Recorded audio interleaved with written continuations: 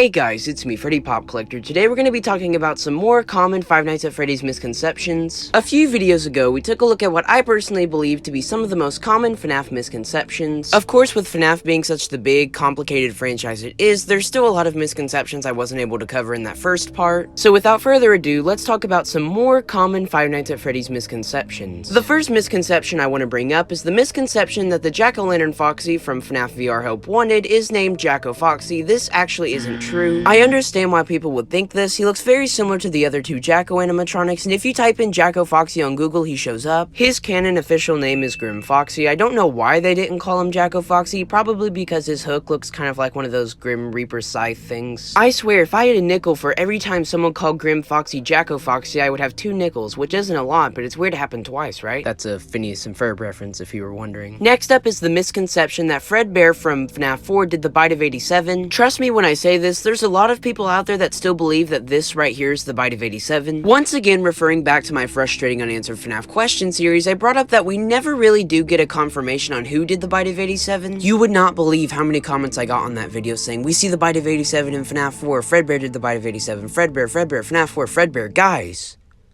the Bite of 87 happened in FNAF 2. It wasn't Fredbear. It was most likely Mangle or one of the toy animatronics.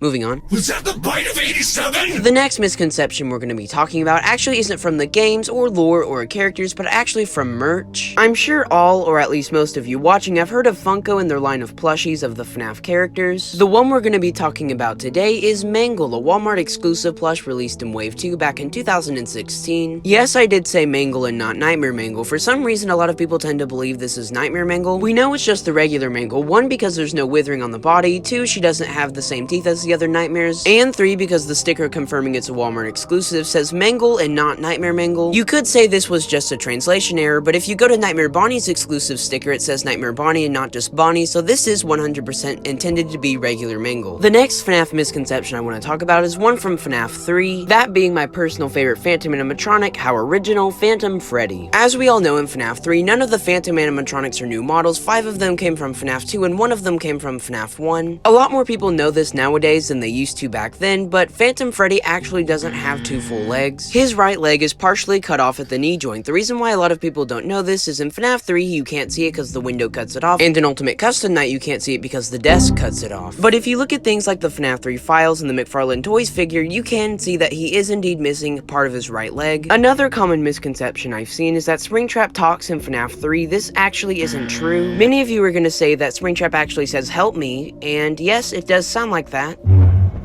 But actually, all of Springtrap's grunts in this game are just alpaca noises slowed down with echo and lower pitch.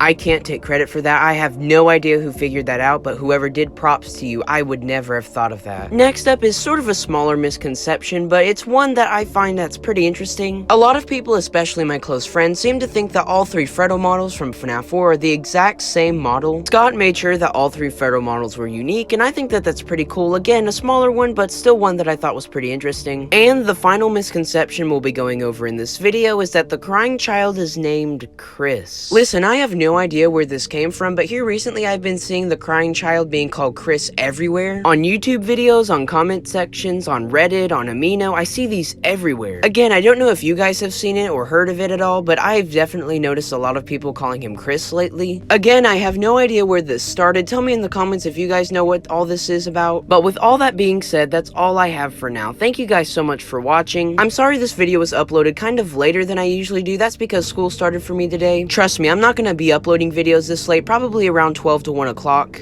Obviously, tomorrow we've got Lefty coming in, apparently, which I'm really excited for. I also wanted to really quick thank you guys so much for over 27,000 subscribers. We hit it a few days ago. If you haven't noticed, I'm trying to upload videos a lot more frequently, just because I've had a lot more motivation to do it. And yeah, thank you guys so much for watching. Like and subscribe if you're new. Tell me in the comments what you guys hope the new FNAF AR character is. I'm pretty sure it's Lefty, but you know, you can never be 100% sure.